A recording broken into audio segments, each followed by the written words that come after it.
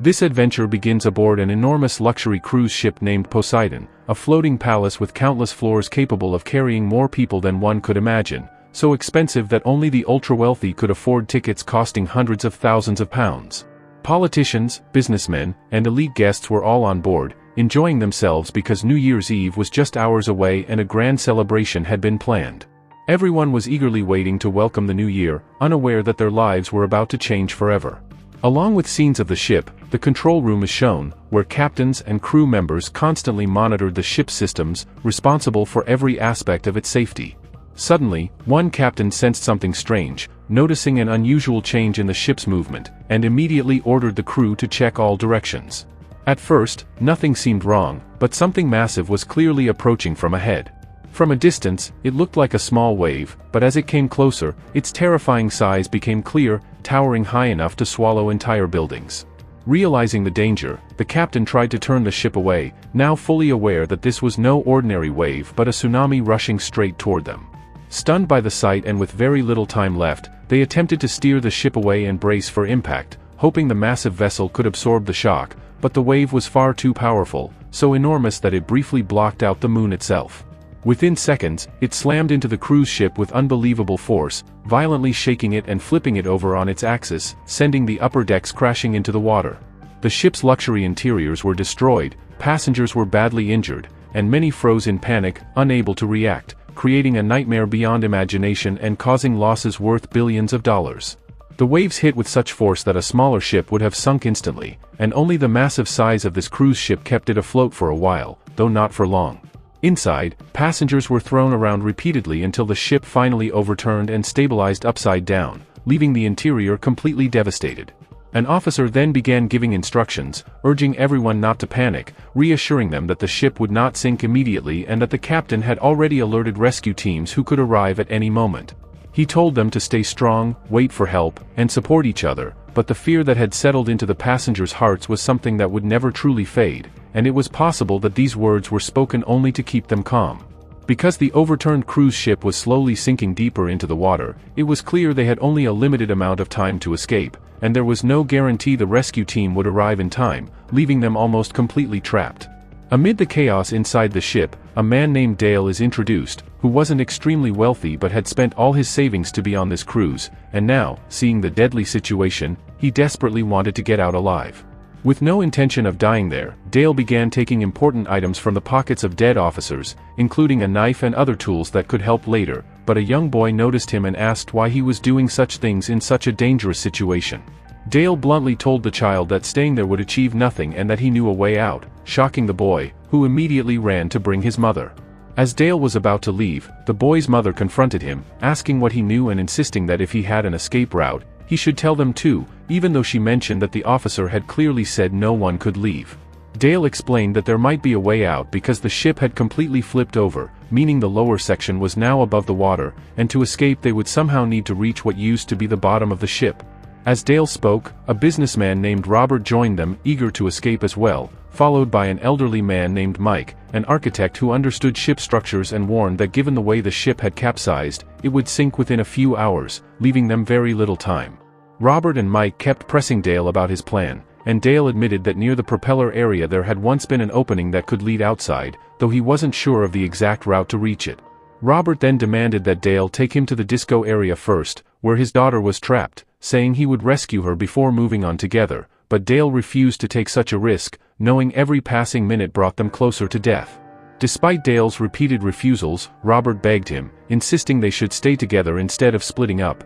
and when Dale still refused, Robert finally went to a nearby guard to ask for directions to the dance bar area. The guard told Robert everything because he knew the entire ship well, especially after Robert promised him several dollars in return, and although they now had directions, as Dale was about to leave, Robert stopped him again and explained that he had the directions while Dale had the experience to get them out safely, so if they coordinated and worked together, they could escape, but if they split up, someone would definitely die. Under intense pressure, Dale finally agreed to let everyone come along, and they all began climbing upward using broken staircases while the other passengers had no idea what they were planning and remained trapped in fear, unsure if they would survive. The massive cruise ship was shown completely overturned, and thankfully its glass and doors were strong enough to keep water from flooding in, possibly designed with such emergencies in mind, but ignoring all that, Dale and his group continued forward following the guard's directions. Soon they discovered that several doors had automatically shut due to malfunctions, and as they moved ahead, their path was suddenly blocked by wreckage caused by the massive destruction,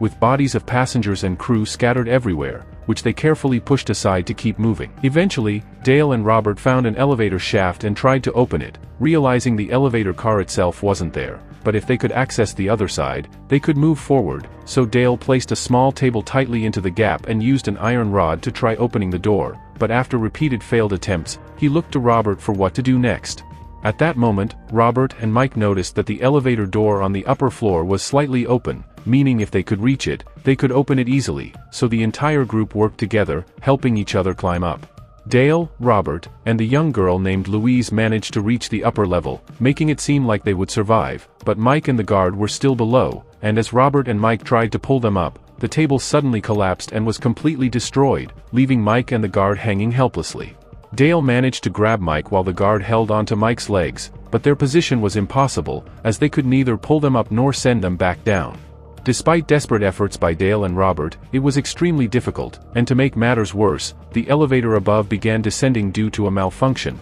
meaning if it came down, both of them would be crushed to death, triggering panic as Dale and Robert screamed instructions, urging them to climb up as fast as they could. Their combined weight was too much to lift, and the malfunctioning elevator was now dangerously close to them, forcing Dale to make a brutal decision. He told the elderly man Mike that if he wanted to survive, he would have to let the guard fall, because otherwise both of them would die. Fearing for his own life, Mike kicked the guard down, and the guard died instantly after falling from such a height. Dale and Robert then pulled Mike up just in time as the elevator crashed downward and was completely destroyed, sending massive flames shooting upward, but thankfully Dale and Robert managed to shut the elevator doors, preventing the blast from reaching their floor. Although the decision was extremely tough, it was necessary to save Mike's life. Remembering the directions the guard had given them, they moved straight toward the party hall, and within moments, Robert reunited with his daughter, relieved to see her alive and unharmed. It was later revealed that several of her friends were also there, including 2 girls and 2 boys, making the group much larger and increasing their responsibility toward one another. Some of them were badly injured, while others were so terrified they could barely move, yet they had no choice but to follow Dale and continue upward. Now that Robert had found his daughter, their only focus was escaping from the ship, since no one knew when the rescue team would arrive. As they climbed higher floor by floor, they suddenly came across a balcony with deep water below it, completely flooded, meaning they would have to cross to the other side. They noticed a narrow railing stretched between the 2 sides, and if they carefully stepped across it, they could make it through, so Dale and Robert guided everyone to cross one by one. Louise, Mike, and several others made it safely, while Robert's daughter Luna was extremely frightened. It was then revealed that Luna had a friend named Stella, who was very intelligent and had been observing the ship carefully, realizing that crossing here would lead to a much shorter path upward, meaning they were moving in the right direction. Without hesitation, Stella crossed safely, leaving only Dale, Robert, and Luna behind. As Robert encouraged his terrified daughter to go next, a heavily drunk man suddenly appeared and aggressively insisted on crossing first, stepping onto the makeshift bridge without permission and stumbling forward in his intoxicated state. At that exact moment, a massive engine fell from above, crashing onto the bridge, killing the man instantly and completely destroying the bridge, while oil spilled into the water below and sparks ignited it, setting the water itself on fire. The situation became so dangerous that crossing to the other side was no longer possible, and with the water below on fire, going down was just as deadly, leaving Robert and his daughter Luna completely frozen in fear. At that moment, Dale showed true courage by tying the firefighting hoses together, securing one end, and then jumping straight into the water, knowing that while the surface was burning, the water below would not harm him. He executed the jump perfectly, swam across, and quickly secured the hoses on the other side, guiding Robert and Luna safely over. Dale was able to do this because it was revealed that he had once been a Navy officer,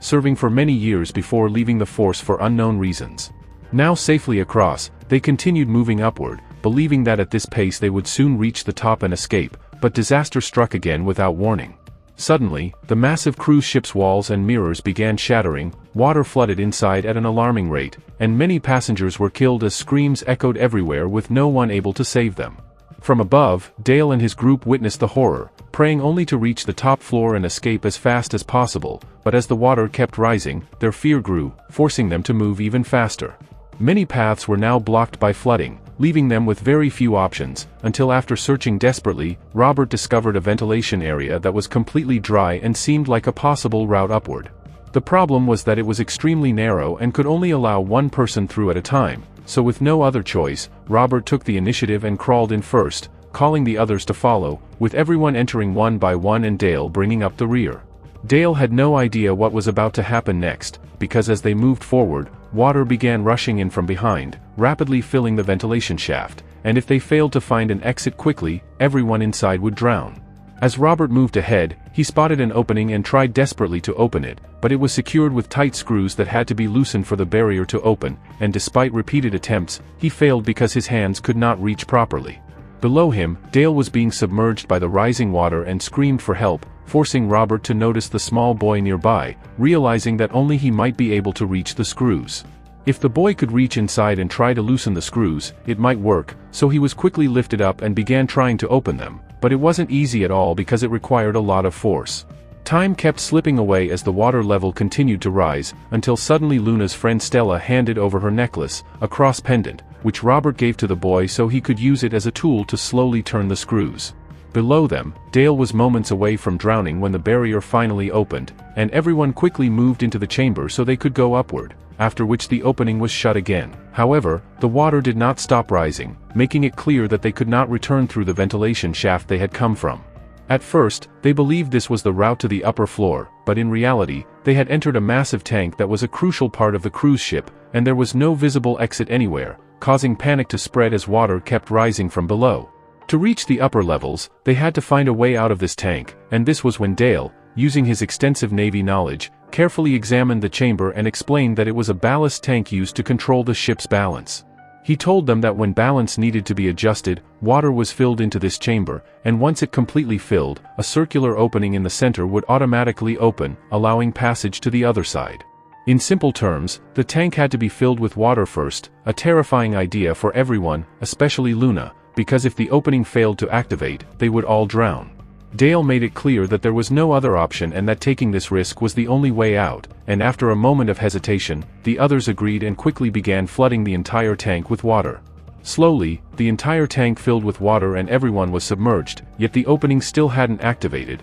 causing their breathing to become frantic as panic set in, until moments later a miracle happened and the hole finally opened, allowing them to rush out of the tank and reach another floor, where they quickly sealed it shut behind them. Even then, the water never stopped rising, flooding every floor they reached, leaving them with only one option: dive back into the water and continue forward through the stairways, since the elevator area was completely destroyed. Taking deep breaths, they plunged underwater and moved ahead, with Dale and Robert leading the way while the others followed, unsure of who would survive in the end. As they swam, Stella became trapped among tangled wires, already weak and now unable to breathe, struggling underwater for help, until the elderly man Mike reached her and somehow freed her. When Stella was brought to a dry area above, she wasn't breathing properly, and despite attempts to give her CPR, it was already too late and she died, leaving everyone devastated. With no time to grieve, they were forced to move on, leaving Stella behind and heading upward, as Dale believed the only possible escape was through the massive fans installed at the top of the ship, their final hope.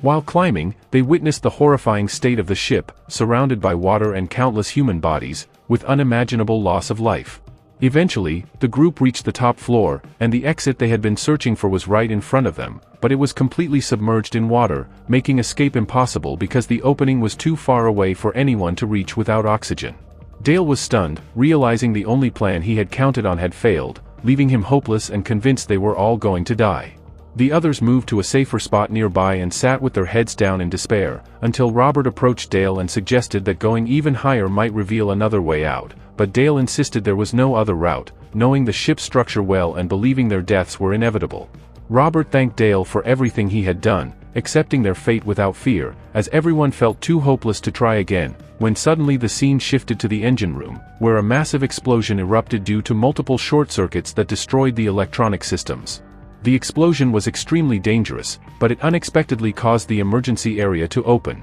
draining all the accumulated water downward and leaving the entire section completely clear and accessible. As soon as Dale and Robert realized this, they immediately gathered everyone and moved forward, knowing this same path would lead them to the massive fans located in the lower part of the ship. Without wasting a second, they finally reached the area, but trouble refused to leave them alone, because the fans Dale had planned to escape through were still spinning at high speed due to a malfunction, even though the electronic systems were supposedly dead, making it nearly impossible to get close or stop them. At one moment, the elderly man Mike was almost sliced by the blades, but the others grabbed him just in time and pulled him back. Now the biggest question was how to stop the fans, because without shutting them down, crossing to the other side was impossible, so Dale and Robert began desperately planning a solution. Robert then found a map, and after studying it carefully, he realized that directly below the fans was a control room, and if someone could reach it and find the shutdown switch, the fans could be stopped and they could escape. He explained this plan to Luna's friend,